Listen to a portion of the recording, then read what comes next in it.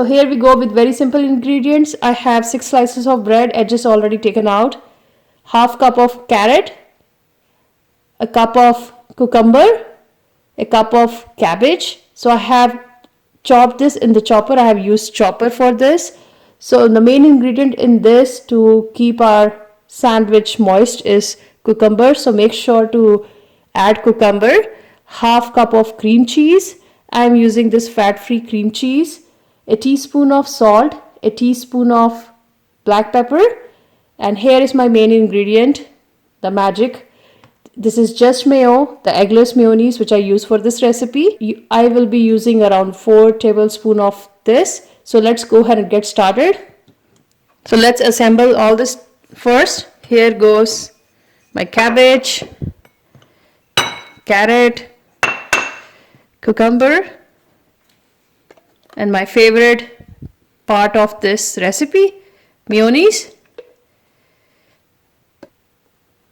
salt, a teaspoon of salt, a teaspoon of black pepper, and cream cheese. Just mix it together. So here is my mixture ready. Just spread it evenly on the bread. So here we go. I have spread it evenly. Just take the bread, put it on another bread, press it gently,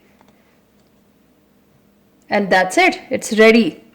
Cut it into triangles and it's ready to eat.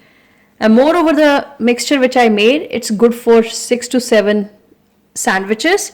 So if you just want to make 3 right now, make it. So it's good to keep it in the fridge for 2 to 3 days. It will not go bad. So I'll just put it in the fridge. So I have just put a cling wrap on this on top of sandwiches. So good to save it in the fridge and have it after 4 to 5 hours whenever you like to have it. That's it. This recipe is ready and good to eat. Enjoy your recipe and let me know your comments. Thank you. Bye-bye.